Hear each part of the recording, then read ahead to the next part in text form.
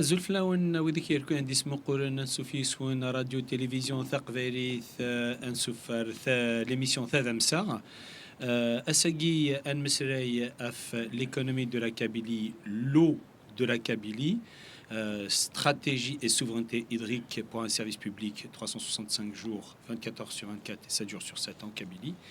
Donc, mesdames et messieurs, bonjour, bienvenue sur Radio-Télévision Kabylie. Aujourd'hui, dans l'émission Tadamsa, on va parler de l'eau de la Kabylie, la stratégie et souveraineté hydrique pour un service public donc de 365 jours par an, 24 heures sur 24 et 7 jours sur 7 en Kabylie. Donc,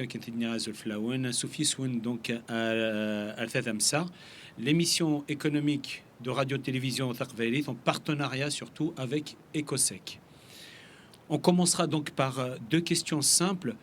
Pourquoi s'intéresse-t-on à l'eau? Quelle est l'importance de l'eau pour un pays? Parce que l'eau, c'est la santé, l'alimentation, l'industrie et l'emploi, donc la stabilité d'un pays. Aujourd'hui, on va tenter d'expliquer comment une stratégie moderne peut garantir une souveraineté hydrique avec un service public de l'eau 365 jours par an, 24 heures sur 24 et ça 7 jours sur 7 pour les foyers, mais aussi pour l'agriculture et l'économie. Donc, pour aborder ce sujet, nous avons avec nous Zidane, donc Zulflak Zidane, Souf à Radio-Télévision Taqvérith. الزول ربح الزول كو قاعد يتوالين ندملن ندملنت ديك تمور ثق مطال ثنمرتي كي مدعرض الرزق ثنمرتي كيكيتش donc il y a la souveraineté donc hydrique d'un pays tel que la Kabylie. La première question, pourquoi s'intéresse-t-on à l'eau? Donc là, ce qu'on va dire, déjà, il faut rappeler, donc c'est la troisième émission sur l'économie. Absolument. Ouais. Donc, qui est faite en partenariat avec l'Ecosec. Et donc, l'Ecosec est en train de faire une série d'études, justement, sur l'économie de la Kabylie. C'est pour ça qu'il travaille en collaboration avec RTK, justement, pour expliquer, définir aussi les stratégies pour toutes les questions pour une Kabylie indépendante. La première émission, nous avons abordé l'indépendance énergétique. Donc, nous avons démontré comment peut-on accéder à une indépendance, une souveraineté énergétique. Et on a même chiffré combien cela coûtait. La deuxième émission a été consacrée aussi donc à l'économie bleue. Donc, c'est l'économie de la façade maritime, donc sur les côtes méditerranéennes de la Kabylie. On a même développé des stratégies, comment est arrivé à 7 à 10% du PIB, du PIB global de la Kabylie. Et cette fois-ci, donc, on revient à un sujet très, très important, qui est effectivement celui de l'eau. Donc, pareil, l'Ecosec a fait toute une étude, donc il a rédigé un rapport qui s'appelle l'eau de Kabylie, stratégie et souveraineté hydrique pour un service public, donc 305 jours par an, 24 heures par jour et 7 jours sur 7. Voilà un petit peu le rapport qui a été généré. On va, un de ces quatre, le publier sur à la fois RTK et Journal de Kabylie. Donc c'est un rapport assez détaillé qui explique comment on peut arriver, comme tous les pays développés, à avoir une souveraineté hydrique, donc une souveraineté de l'eau, et avoir un service public digne de ce nom, digne des pays développés, à savoir, donc on a dès qu'on ouvre, peu importe la saison, peu importe la journée, peu importe l'heure, donc on a l'eau qui coule, comme ici par exemple ce qu'on vit en Europe, et voilà, dans les pays développés. Et ça, pour répondre à ta question, pourquoi on s'intéresse à l'eau? Déjà parce que l'eau c'est la vie. C'est un service qui doit être un public vital. Sans continuité d'eau potable et d'assainissement, la vie quotidienne n'est plus la même. La santé, l'économie se dégradent. Donc le rapport fait par Ecosec fixe comme ambition un service 24/7 et une qualité conforme au référentiel. aux standards, aux normes internationales. On s'intéresse à l'eau aussi parce qu'il conditionne tout. Donc il conditionne la vie, la santé, l'hygiène, l'alimentation avec l'irrigation, l'économie, l'industrie et le tourisme, la paix sociale. Quand l'eau manque ou il est irrégulière, la vie quotidienne se dérègle. Donc déjà les coûts qui montent, des pertes agricoles et surtout des tensions sociales. C'est pour cela que le rapport ici veut développer une stratégie qu'on détaillera bien sûr pour atteindre une souveraineté et sécurité hydrique et de continuité donc 24/7, 305 jours par an. Voilà un petit peu pourquoi on s'intéresse à l'eau. D'accord. Et quelle est l'importance de l'eau pour un pays? Comme on vient de dire, l'eau est un pilier de souveraineté. Il garantit la vie, l'économie et la sécurité alimentaire. Donc déjà, vous voyez, la vie, la santé, l'économie et la sécurité alimentaire. Donc c'est un pilier stratégique. Sans elle, sans l'eau, un pays devient dépendant et vulnérable. Par rapport à l'importance, en fait, l'eau représente 4 piliers pour un pays. Déjà, la santé publique et la dignité humaine. L'eau potable, l'assainissement, la prévention des maladies, la qualité conforme aux standards internationaux et une continuité donc 24/7 sur toute l'année. Ça, c'est le premier pilier. Le deuxième pilier, c'est la sécurité, c'est l'agriculture et la sécurité alimentaire. Donc, l'agriculture dépend de l'eau et d'où l'accent sur une irrigation efficiente, donc contrôlée. Et on développera tout à l'heure donc le volet agricole.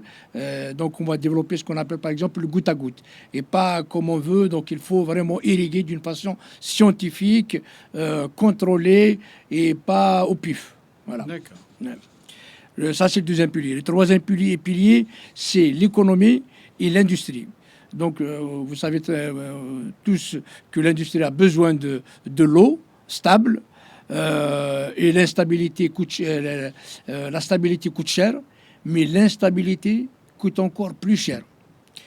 Et une usine ne peut pas fonctionner si l'eau est intermittente ou de mauvaise qualité ou elle n'est pas là. Donc voilà, donc ça c'est le troisième pilier, l'économie et l'industrie. Et le quatrième pilier, bien sûr, c'est la stabilité et la résiliation climatique. Donc il faut que la stratégie qui va être développée, elle soit résiliente par rapport au climat.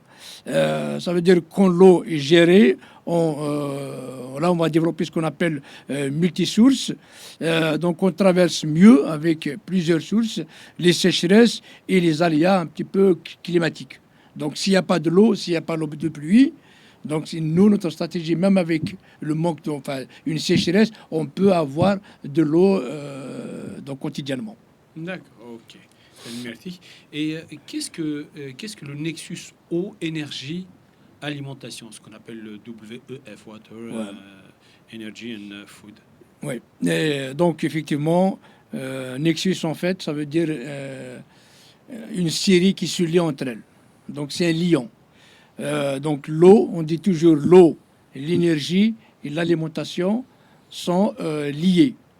C'est-à-dire que l'énergie et l'alimentation, ils sont liés. Donc on a besoin de l'énergie pour pomper l'eau, pour produire de l'eau. Et on a besoin de l'eau pour l'alimentation, pour l'irrigation, pour se nourrir. Donc d'où ce continuum énergie, eau, alimentation. Donc ça forme un nexus qui connaît peut-être quand on développe donc des politiques de l'eau, on pense à ces trois. On pense pas uniquement à l'eau, on pense pas uniquement à l'énergie, on pense pas uniquement à l'alimentation. On pense donc la politique qui s'est développée, il fait les trois en même temps. Si on touche à l'un, donc les deux autres sont automatiquement impactés. Si, par exemple, on a besoin de faire un pompage, on a besoin de l'énergie pour pomper de l'eau d'un réservoir d'un barrage à un réservoir, à un autre barrage, par exemple de dessalement au barrage, par exemple à un réservoir. Et l'agriculture consomme beaucoup d'eau. Et l'économie aussi dépend des deux. Donc la décision doit se prendre, la stratégie de l'eau doit dépendre à l'échelle du système en entier. Voilà, donc je pense par exemple, si tu as plus de dessalement, ça veut dire que tu as besoin de plus d'énergie. Tu as besoin de plus d'eau, mais tu as besoin de plus d'énergie. Aussi, plus d'irrigation, tu as besoin de plus d'eau. Plus d'aliments, mais tu as besoin aussi de plus d'eau, plus d'énergie. Et ainsi de suite. Donc, et pareil, les trois là, il faut aussi éviter ce qu'on appelle des pertes ou des fuites. Donc, il ne faut pas se permettre, ça veut dire, si on met beaucoup d'énergie et on produit beaucoup d'eau, ou bien on stocke beaucoup d'eau, l'idée c'est de ne pas le perdre. Donc aussi, c'est le volet aussi de ne pas le perdre. Voilà un petit peu. Ok, maintenant, merci. Pourquoi l'eau est-elle irrégulière en Kabylie? On devrait en avoir beaucoup, mais apparemment elle est irrégulière. Effectivement, il y a beaucoup d'eau en Kabylie. L'eau ne manque pas en Kabylie. L'eau ne manque pas en Kabylie, mais par contre, on observe qu'il y a des irrégularités. Mais il y a trois raisons majeures pour ça. La première raison, c'est que l'eau de Kabylie est détournée par le régime colonial algérien vers Alger et vers les autres régions d'Algérie. Donc en fait, l'eau de la Kabylie n'est pas consommée en Kabylie, voire on laisse une infime partie à ça. Il y a ça, donc c'est le premier volet, c'est la première raison. La deuxième raison, tout le monde sait comment le régime colonial algérien adore la Kabylie, hein, comment il la châtie bien, qui aime bien la châtie bien, donc avec son sabotage, c'est ironique, hein. Le sabotage, la négligence. Oui. Et l'appauvrissement économique de la Kabylie, donc par le régime algérien. Ça déjà, c'est les deux grosses raisons. Et la troisième raison aussi, donc il y a le climat méditerranéen, est variable d'une année à une autre. De temps en temps, donc on alterne des années humides, des années sèches. Donc il faut, par rapport à ça, nous, qu'on développe déjà une stratégie résiliente par rapport à ça. Donc, il faut que notre stratégie tienne en compte les sécheresses, ou la rupture de la pluviométrie, et aussi avoir un petit peu des sources non dépendantes des pluies, par exemple. Donc voilà, et c'est ce qu'on appelle donc une stratégie un petit peu résiliente. Voilà, donc c'est ce qui explique ces irrégularités, mais parce qu'il y a ces irrégularités qu'il faut développer une stratégie résiliente. D'accord, ok, merci. Et pourquoi la Soumam et les nappes sont-elles au cœur du sujet? Et il faut savoir que la Soumam, donc déjà, en fait, elle est protégée par la Convention Ramsar. D'ailleurs même, d'où notre opposition au projet de Tel Hamza qui va ruiner donc la Soumam. La Soumam, le bassin de la Soumam, il fait à peu près 9200 km², sachant que la Kabylie en tout, il fait 45 000 km². Donc le bassin de la Soumam, à lui seul, il fait 9200 km². Et en fait, il structure un petit peu l'écoulement, l'eau disponible, les captages et les risques qu'il y a derrière. La Soumam, c'est un système complet.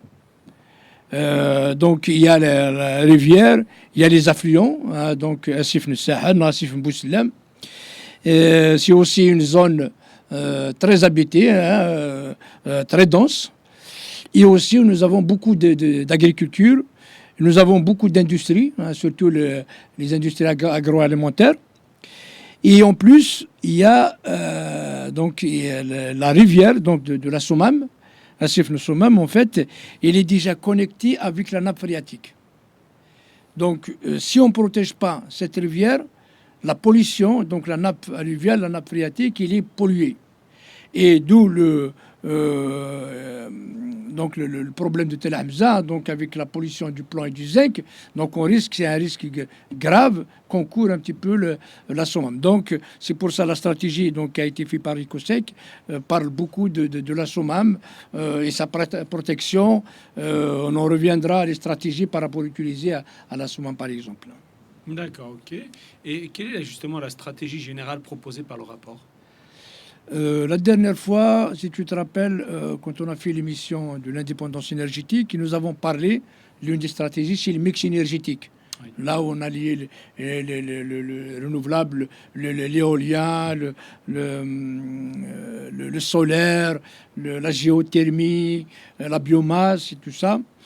Et là, la stratégie adoptée, la stratégie générale proposée par EcoSec pour cette souveraineté hydrique en Kabylie, c'est la stratégie multisource, ou bien ce qu'on appelle un mix hydrique. Donc ça veut dire un mix de sources. Hein. Et donc là, ça suit un petit peu le processus, produire de l'eau, la recycler, la stocker, l'interconnecter et réduire les pertes. Donc ne pas se permettre des pertes. Et en tout, pour ça, il y a les 4 piliers, donc les 4 ressources, piliers. Déjà, optimiser les barrages existants et les transferts entre eux. Par exemple, et aussi avec interconnexion avec ce qu'on appelle un système d'information qui est assez développé, connu dans le monde, ça s'appelle SCADA. En fait, on fait les mesures temps réel, le niveau d'eau, le niveau de remplissage, comme on a dit, les pertes, la pression, tous les paramètres qui rentrent dans la gestion de l'eau. Et là, par exemple, on a actuellement en Kabylie, il y a 3 principaux bassins. Il y a le Taksebt, il y a Koudi Tesserdoun et Tichilhef. Il y en a 3. L'idée derrière, c'est qu'il faut qu'ils soient interconnectés entre eux. Ça veut dire s'il y en a un qui manque de l'eau, là, on peut l'alimenter avec un autre barrage. Donc ça déjà, c'est une stratégie c'est optimiser le remplissage des barrages et les transferts, les interconnexions entre eux. Et aussi la réutilisation avancée des eaux usées. Donc inspiré par exemple Singapour, en fait, il y a 15% de perte des eaux usées. Donc toutes les eaux usées, ils sont utilisées quand ils sont traités, bien sûr. C'est pour ça qu'on a dit une réutilisation avancée, donc un traitement avancé pour faire les corridors d'irrigation, les conduits d'irrigation pour l'industrie, pour l'économie. Voilà. Et l'idée, la norme, donc ils utilisent, c'est New Water, N-E-W, New Water. Et ça, en fait, tout ça, ils ont développé tout ça en recyclant toutes les eaux usées. Ça, donc, c'est le deuxième pilier. La troisième source, en fait, c'est la recharge maîtrisée des nappes. Donc, on parlait, par exemple, la nappe de la SOMAM, les nappes phréatiques de la SOMAM, et un peu partout dans la nappe. Donc, en fait, il y a des systèmes qui permettent, par exemple, pendant l'hiver, au lieu que l'eau aille en mer ou un truc comme ça, il y a des systèmes, ça s'appelle MAR, Managed Aquifer Recharge. C'est en fait, on recharge les nappes phréatiques d'une façon intelligente. Donc, on met un petit peu des systèmes de captage où, quand il y a l'eau de pluie pendant l'hiver, donc on peut la rediriger vers les nappes phréatiques pour vraiment c'est ce qu'on appelle stocker, en fait. Stocker. Donc, on stocke à la fois dans des barrages, mais on peut stocker aussi dans les nappes phréatiques. Et aussi, à partir des barrages, on peut stocker, s'ils sont pleins, on peut stocker vers les nappes phréatiques. Donc, tu comprends un petit peu toute la stratégie. Et comme appoint, on peut utiliser aussi le dessalement côtier. C'est ce qu'on appelle SWRO, Seawater Reverse Osmosis. Voilà. Donc, en fait, à partir de l'eau de mer, donc le dessalement de l'eau de mer, puis on injecte dans les barrages. Si les barrages ils sont vides, on met dans les réservoirs, on irrigue l'agriculture, pour l'économie. Donc, on peut, là où il y a ces littorales, par exemple, on peut utiliser le dessalement de mer pour l'agriculture, pour l'industrie, pour l'économie, voilà. Et D'accord. comme ça, on peut réduire la pression sur les barrages ou sur la nappe phréatique ou sur la pression, diminuer la pression là-dessus. D'accord, tu parles de barrages justement. Est-ce que les barrages existants suffisent-ils? Ils sont essentiels, hein, donc on a besoin d'eux, mais ils doivent être optimisés et interconnectés. Actuellement, ce qu'ils font, c'est que ils pompent l'eau de Taksept, il va vers Alger, l'eau de Tichilhef, il va vers Sétif, Constantine, je sais pas où. Voilà, donc la Kabylie donc n'en profite pas, hein, voire à une infime partie de ça. Voilà, donc, mais donc ils doivent être optimisés, interconnectés. Et voilà, donc on met en place donc une gestion un petit peu informatisée avec ce qu'on appelait donc le système SCADA, qui est un système international avec les télémesures, hein, donc les contrôles à temps réel, à distance. Et aussi, donc, avec aussi l'intégration de dessalement comme à point, voilà, et réutilisation comme comme source d'appoint. Et aussi, bien sûr, il faut, dès que la Kabylie sera indépendante, il faut qu'il construise aussi d'autres barrages. Voilà, plus de réservoirs, plus de barrages. Voilà, en gros, concernant les barrages. D'accord. Concernant la réutilisation de l'eau, quel est l'intérêt économique? Déjà, en fait, comment dirais-je, la réutilisation, elle ferme un peu la boucle. Donc, on produit l'eau, mais il ne faut pas qu'on en perde. Donc, si bien sûr il y a osé, donc on le perd des ménages ou de l'usine, mais on va la réutiliser, on va la remettre dans le cercle. Donc, en fait, c'est une boucle, on ferme un petit peu la boucle. Et l'idée, ou l'un des caractères, avec, par exemple, la stratégie utilisée par Singapour, avec ce qu'on appelle donc New Water, eux, ils sont arrivés à avoir moins de 15% de pertes. Ça veut dire que tu as 85% d'eau qui était rejetée, usitée, il est retourné dans le cercle. Et ça, donc ça veut dire comme ça, on ne perd jamais d'eau, quoi, voilà. Et ça permet d'accroître donc notre résilience, voilà, avoir une stratégie, donc souveraineté hydrique pendant la longueur de l'année, 24/7, 7 jours sur 7, 305 jours de l'année. Voilà, donc ça veut dire donc ça réduit aussi la pression sur donc les barrages, hein, ou la nappe phréatique. Parce que si on perd, on est obligé de pomper du barrage ou de la nappe phréatique. Par contre, si on réutilise l'eau, donc on a moins de pression sur les barrages. Et en fait, le message à passer par rapport à ça, c'est que ce n'est pas de l'eau usée, mais c'est une nouvelle ressource produite.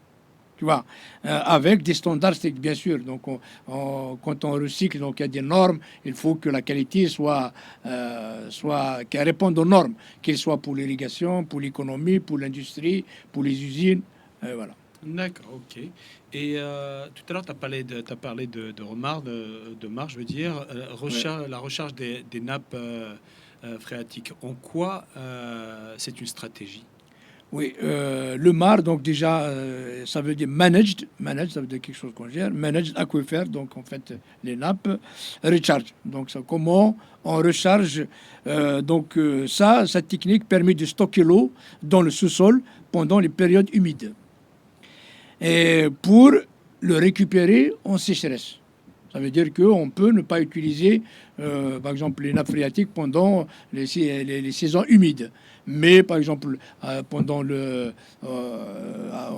en été, août, juillet, tout ça, sachant qu'il y a de sécheresse, peut-être le niveau des barrages est établi un petit peu, donc on peut utiliser la nappe phréatique. C'est pour ça que cette technique donc, inclut aussi, donc pour toujours lisser le niveau de la nappe phréatique, donc au niveau qui répond à notre stratégie de souveraineté hydrique. D'accord. Et concernant le dessalement, donc pourquoi le dessalement est-il important? Donc en fait, normalement, le dessalement, c'est un dernier ressort. Mais la Kabylie, donc si on utilise des barrages, l'eau de la nappe phréatique, donc on peut facilement. Mais en cas d'extrême urgence, voilà, on peut s'appuyer sur le dessalement, qui peut être une source d'eau résiliente au climat. Donc c'est vraiment, c'est la catastrophe, c'est la crise, la probabilité probablement il est 1%, 2%.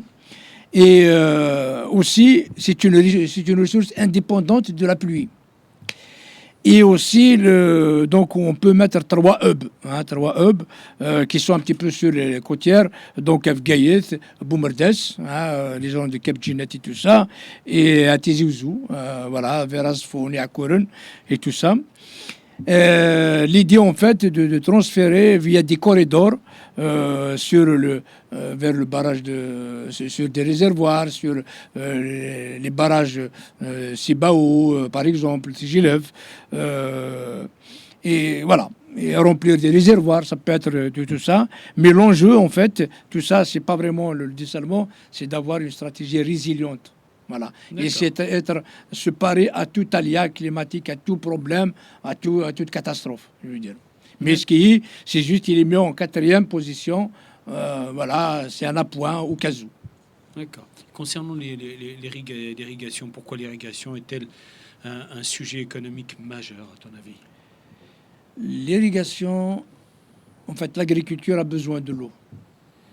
Et pour arriver irriguer, pour arriver donc à faire, il faut l'irrigation, il faut des canaux d'irrigation, il faut des conduits d'irrigation.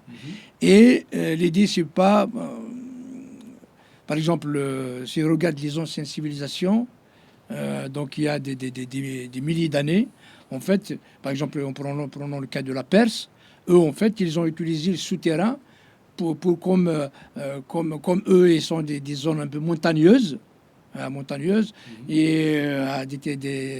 relief accidenté, donc ils ne peuvent pas utiliser les montagnes, ils ont utilisé le souterrain.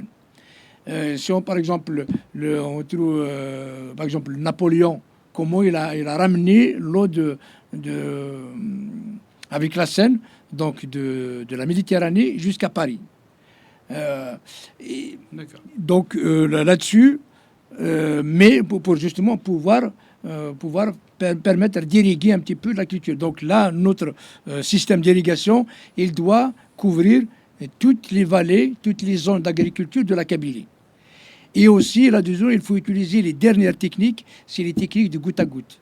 Je ne sais pas si tu te rappelles un petit peu Zik en Kabylie, ton quartier Rigouan.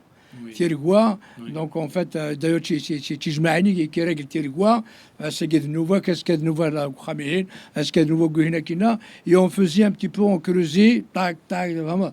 Et là, ce qu'il faut faire, c'est que actuellement, le système actuel, c'est par irrigation, par du goutte à goutte. Donc en fait, tu as des systèmes qui couvrent un peu toute la Kabylie, toutes les zones irrigables, et qui font un petit peu le goutte à goutte, d'une façon scientifique, que tu peux contrôler par ordinateur. Voilà, et c'est quand la terre a besoin, c'est quand la plante a besoin. On peut par exemple donc irriguer les oliveries, les maraîchages,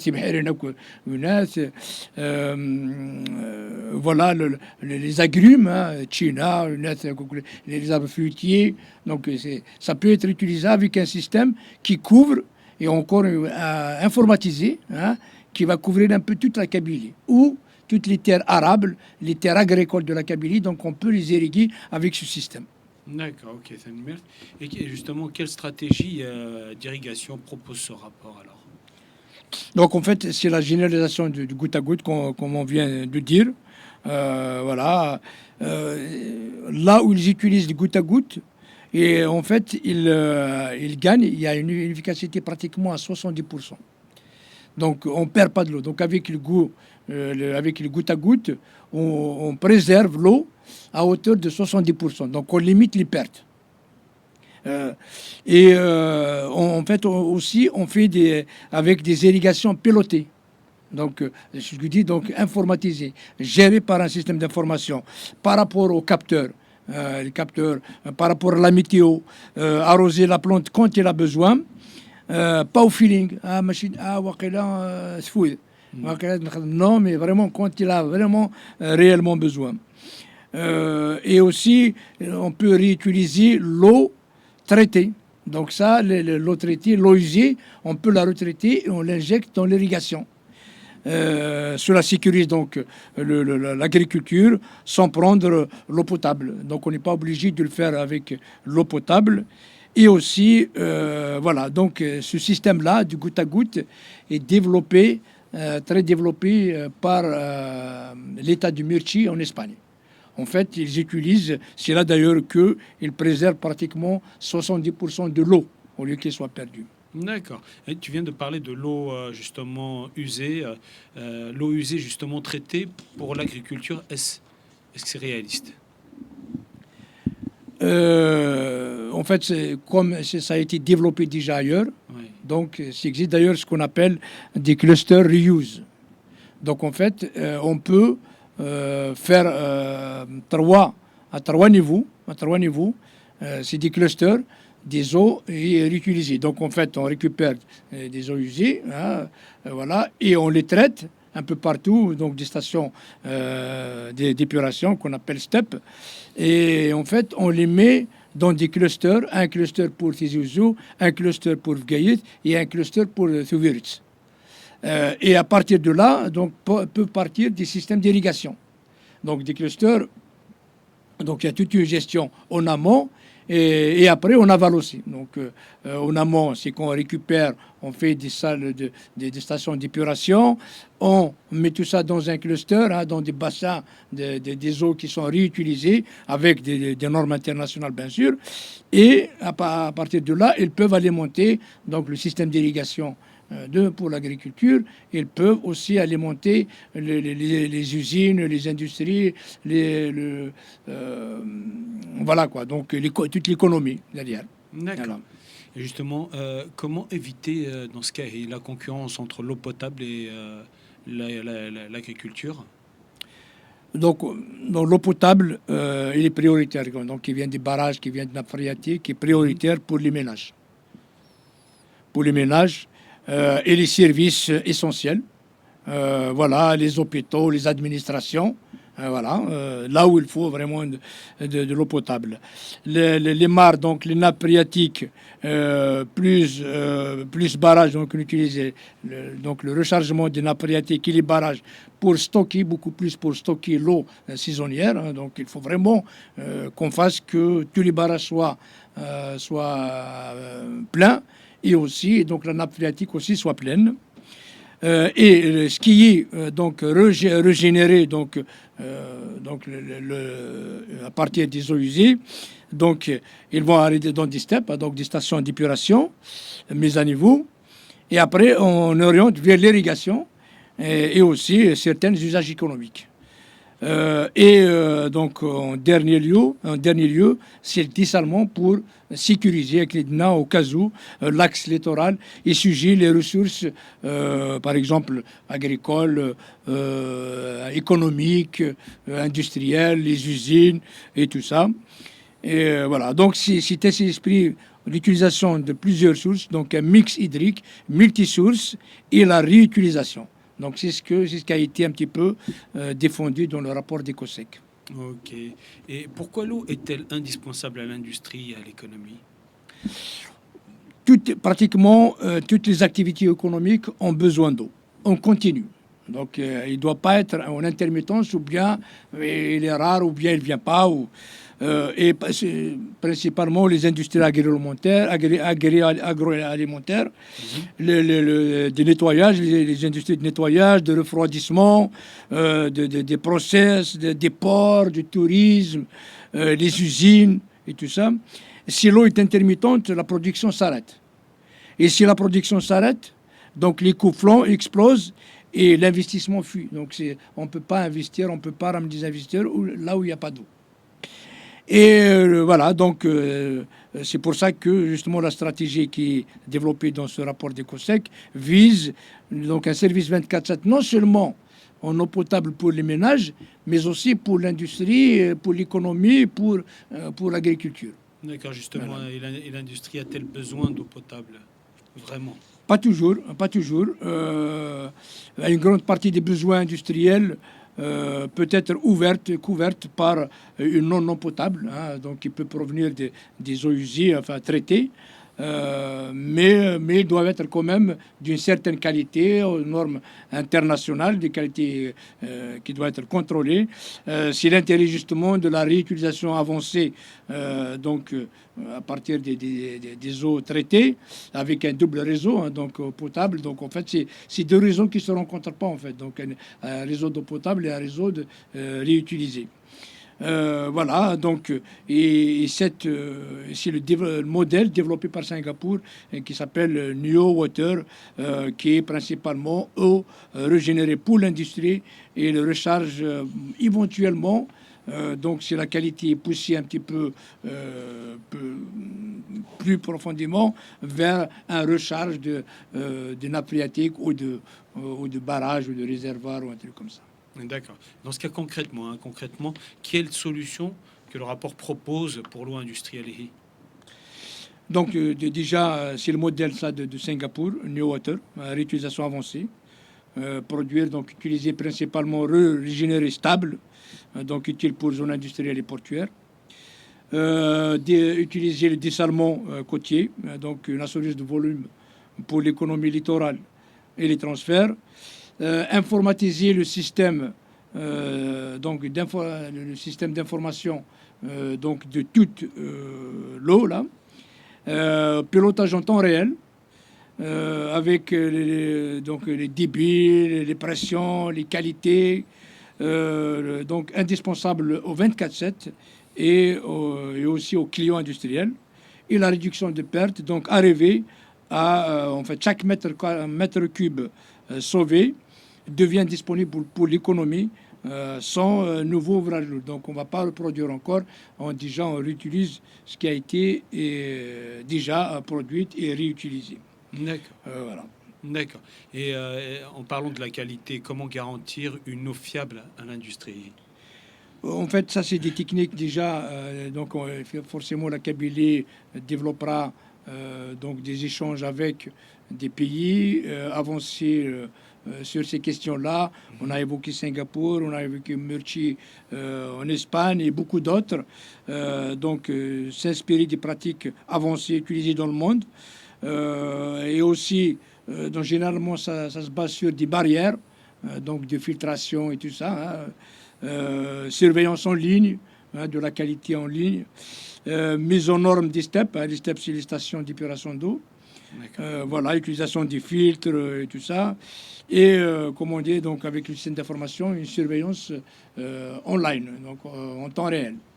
D'accord, ok. Pourquoi justement tu as parlé de rentabilité? Pourquoi la lutte contre les fuites est-elle l'action la plus rentable? Parce que, tout à l'heure, on l'a dit, on peut réutiliser 85% de l'eau produite déjà. Oui. Vous imaginez? Donc, l'eau produite, on l'utilise deux fois, pratiquement deux fois. On produit une fois, on l'utilise deux fois. Donc, ça explique pourquoi son importance. Donc, parce qu'on crée de l'eau sans en produire. Donc, on a créé de l'eau, on ne l'a pas produit parce qu'il était déjà produit auparavant. Déjà été produit. Voilà. Et l'objectif, comme on dit, donc, c'est d'arriver à arriver moins de 15% de perte, donc d'eau produite. Ça veut dire toute l'eau produite qui a été utilisée, on la réutilise encore une fois, 75% d'elle a été utilisée une deuxième fois. Donc, et tout ça, donc il y a des méthodes qui sont développées justement à l'Union européenne, par exemple. Il y a des méthodes EWA, AWWA. Donc, il y a des audits, la sectorisation, les pressions, les compteurs, l'utilisation de la lutte contre la fraude et faire des contrats de performance. Voilà. Donc, un pays peut construire une usine, mais il faut d'abord réparer ses fuites. Il faut réparer ses fuites. D'accord. et un programme donc NRW, New Renewable Water, No Revenue Water, et souvent le meilleur retour sur investissement à court terme. Donc à court terme, donc c'est le meilleur. Donc voilà, il ne faut pas utiliser il faut pas qu'il y ait de pertes. D'accord, ok, merci. Donc qui pilote, qui contrôle et qui rend des comptes à propos de tout ça? Voilà. Là, donc la gouvernance de l'eau, tellement c'est un pilier stratégique, donc il faut qu'il y ait une haute autorité, donc peu importe comment qu'il est, est-ce qu'il y a au niveau de la présidence, au niveau des ministères, mais il faut qu'il y ait une autorité, une haute autorité de l'eau de Kabylie, voilà, qui gère un petit peu l'eau dans son ensemble. Tout à l'heure, on a dit l'eau, énergie, alimentation. Donc, c'est vraiment une gouvernance globale. Et il y a des normes européennes, ça s'appelle Directive cadre européen sur l'eau, qui s'appelle la WFD.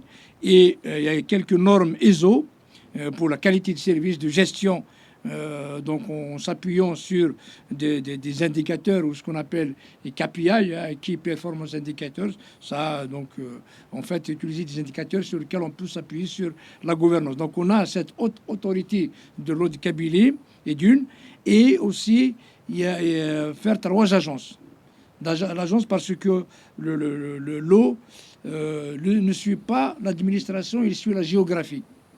Et donc, le relief de la Kabylie, le EcoSec pense qu'il y a 3 bassins à gérer, donc une agence par bassin, une agence de l'eau par bassin. Il y a le bassin qui est écrit ici, les Isères, le bassin des Isères vers Cap Ginet, Boumerdès et tout ça. Il y a le bassin de Sibaou, donc à Tizi Ouzou, et aussi le bassin de la Soumam à Afgaïth. Donc en fait, il y a 3 agences de l'eau. Une agence par bassin. Et c'est elle qui permet un petit peu de surveiller la gestion de l'eau dans ces bassins-là.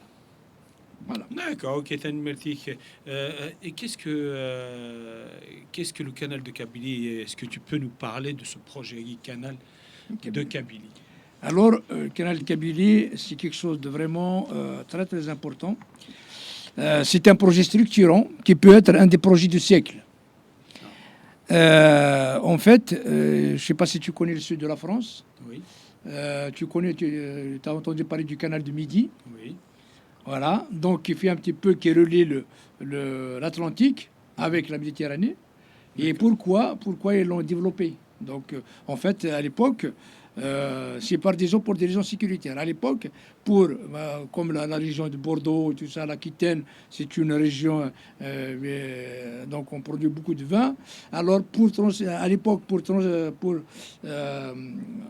donc déplacer le vin vers Marseille, vers le sud, à Toulouse, même pas à Toulouse, en Languedoc, à Montpellier, enfin le sud de la France. Ouais.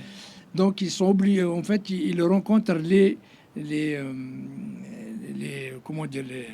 janissaires turcs. Donc en fait, il y a les pirates tout le long de Gibraltar et tout ça, dans la Méditerranée. En fait, il y avait des janissaires qui, en fait, ils pirataient les bateaux. Voilà, ils se retrouvent avec rien. Donc en fait, à l'époque, ils étaient obligés de faire ce canal. Donc faire un transport fluvial de l'Aquitaine, de l'Atlantique, vers la Méditerranée. Et le projet du canal de Kabylie, en fait, il répond à ça. Déjà, en fait, il peut traverser. En fait, il y a déjà un lit qui est naturel. À partir des Isères, l'embouchure des Isères, à les gorges Palestro, هذول ثويرت سيف ندوز هذول ما يواقفوا اسمس سيف الساحل تعدي راكين بقايث donc c'est un lit naturel. Donc on peut à partir de là faire passer donc relier la Méditerranée donc des Isères jusqu'à la Méditerranée en coupant la Kabylie, donc en allant dans la profondeur de la Kabylie. Ça permet donc du tourisme. En plus ça peut être un tourisme de luxe avec les yachts, les marinas et tout ça. On peut développer les 2 rives. Voilà, ça peut être aussi un transfert de l'eau. Ça peut être aussi d'un truc de, voilà, à partir de là, donc faire irriguer les vallées, surtout de la Sommam, les vallées agricoles, des Touverets, des Kaderia, Ragar Omar, si tu connais les régions là, jusqu'à la Sommam. Voilà. Et ça permet aussi de faire du frais fluvial qui est écologique, léger. Voilà, donc au lieu d'utiliser les gros camions qui sont un petit peu écologiques, voilà, voilà, très polluants, voilà, on peut utiliser ça. C'est quelque chose de vraiment et c'est avec des projets comme ça que la Kabylie peut vraiment se développer, donner un autre visage, un pays moderne, un pays voilà, donc qui, qui attire les étrangers, qui attire les investisseurs, voilà, à venir, qui attire les touristes. Et ça fait pas. Donc c'est peut-être on n'a pas abordé ça dans le projet quand on a parti la façade maritime. Oui. Ça peut être donc qui peut être aussi participer à ce qu'on appelle l'économie bleue, la blue economy de la Kabylie.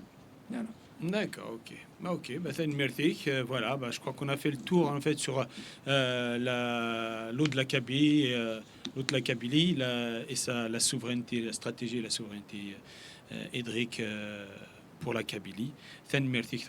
Tu as un dernier mot à ajouter éventuellement? Juste pour conclure, pour résumer un peu ce qui a été dit là-dessus, donc nous avons répondu ce soir à une question économique stratégique, comment garantir la souveraineté hydrique de la Kabylie, comment garantir l'eau publique 365 jours, ça veut dire toute l'année, 24/7.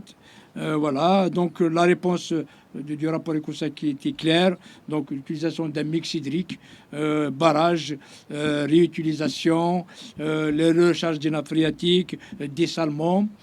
Aussi une utilisation d'une agriculture plus efficiente avec du goutte à goutte, donc une irrigation pilotée et eau régénérée. Aussi une économie, une industrie sécurisée avec qualité adoptée, double réseau et le SCADA, donc avec le système d'information SCADA. Et aussi un levier immédiat, c'est réduire les pertes, qui soient inférieures à 15%. Et aussi, nous avons terminé avec une gouvernance un petit peu globale avec la haute autorité de l'eau et les 3 agences de l'eau par bassin, donc le bassin de Sibaou, des Essers et de la Somme. Probablement, on va revenir la prochaine fois pour parler un petit peu combien ça coûte. Nous l'avons fait pour les 2 précédentes émissions. Voilà. Et donc, EcoSec s'est appuyé sur pas mal j'ai vu que tu nous as apporté quelques bouquins, de bibliographie, tout ça, vous allez trouver, machin. Par exemple, ici, pour l'agriculture, vers un nouveau modèle agricole. Voilà, Pierre-Marie Aubert, c'est ça? Voilà, dans les éditions Odile, donc de Pierre-Marie Aubert. Voilà. Voilà, c'est vraiment quelque chose d'important. C'est des stratégies, en fait. Il y en a plus que ça, mais on ne peut pas ramener toute la bibliographie. On a pris quelques-uns. Il y a aussi, EcoSec s'est appuyé aussi sur un grand livre qui est Le Grand Défi de l'eau, donc avec d'Éric Serval. Voilà, donc Le Grand Défi de l'eau. Et aussi, la dernière fois, nous avons parlé de l'énergie qui est donc l'EcoSec s'est appuyé sur un livre qui est Géopolitique des énergies. Emmanuel. Donc Emmanuel H.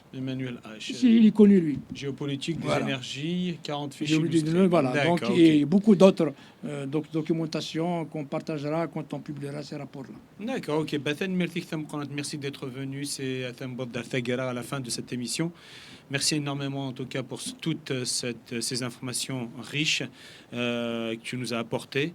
Et on a souligné quand même l'importance de la souveraineté hydrique de la Kabylie, l'importance de l'eau qui donne tout simplement la vie. Et merci. Voilà, donc, merci Azidan. En conclusion, en fait, nous avons démontré que la Kabylie était extrêmement riche en eau, qu'elle a les capacités de la souveraineté hydrique d'être maître et d'avoir les capacités de vivre indépendamment des autres en eau. Et ce rapport de l'EcoSec met en évidence cette richesse en eau INSAR. Voilà. Ok. Bathen Mertik Tamqan, tu as éventuellement quelque chose à ajouter? Non, c'est bon. Non, c'est bon. Bah d'accord. Et Bathen Mertiki, on va vous laisser. Je tiens quand même à montrer à la caméra ce rapport à Guy de l'Écossec. Voilà. Qui met effectivement en évidence la richesse de la Kabylie. Et ce n'est pas la seule richesse, il y a bien d'autres. Mais celle-là en fait... On vaut la chandelle. en vaut la chandelle, exactement. Voilà, donc toujours comme d'habitude, nous pensons aux prisonniers politiques, identitaires, Tmourth Tharveri. Voilà, pour nous, ce sont des otages, encore une fois, on pense aux familles, on pense à eux, à Sini, courage, Sfaroth, un jour ou l'autre, vous allez sortir. En tout cas, pour ceux qui ont une pensée pour ces otages à Guy, ces otages détenus par la mafia terroriste algérienne. Merci à vous qui nous regardez. Abonnez-vous à Radio Télévision Kabyle. Merci. Au revoir.